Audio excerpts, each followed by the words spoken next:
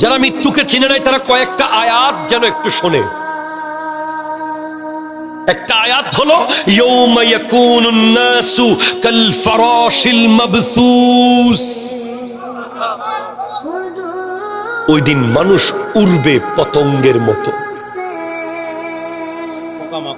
পোকামাকড় যেভাবে উড়ে সেভাবেই কিয়ামতের দিন মানুষ উড়তে থাকবে। মানুষ কি ওয়াতাকুনুল জিবালু কালইহনিল মানফুশ, এমনকি পাহাড় পর্যন্ত উড়বে তুলার মতো, তুলার মতো।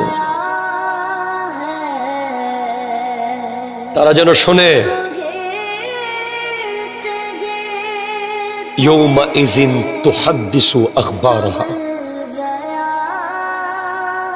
সেদিন জমিন বলবে, এই মসজিদের মাঠ বলে দেবে এখানে দাঁড়িয়ে দাঁড়িয়ে কে আল্লাহর জিকির করেছে, কে নবীর দুরূদ পড়েছে, কে গান গেয়েছে, কে গীবত করেছে, কে গালি দিয়েছে, প্রত্যেকটা কথা এই জমিন বলে দেবে। ঠিক কিনা জোরে কথা বলে? ওই রাস্তা বলে দেবে, ওই রোড বলে দেবে, ওই বাড়ির আঙ্গিনা বলে দেবে, জমিন কথা বলা শুরু করবে। যারা মৃত্যুকে এখনো চিনে নাই তারা যেন শোনে। আমার আল্লাহ বলছেন ইয়া আইয়ুহান নাসু তাকু রাব্বাকুম ইন্না জালজালাতাস সাআতি শাইউন আযীম। হে মানুষ, আল্লাহকে ভয় করো, নিশ্চয়ই কিয়ামতের জালজালা, ঝাঁকুনি, ভূমিকম্প শাইউন আযীম, আযীম শাই।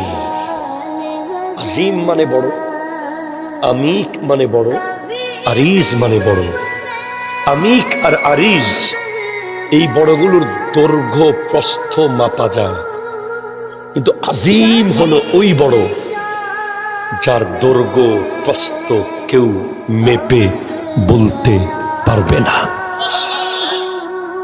যেমন ইন্না শিরকা লা যুলমুন আযীম, এই গুনাহ এতটুকু, ওই গুনাহ এত বড়, ওই গুনাহ এত ছোট, ওই গুনাহ এত সাইজের, কিন্তু শিরক আযীম।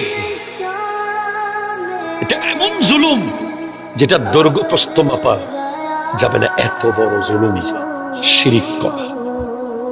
আবার ওয়া ইন্নাকা লাআলা খুলুকিন আযীম।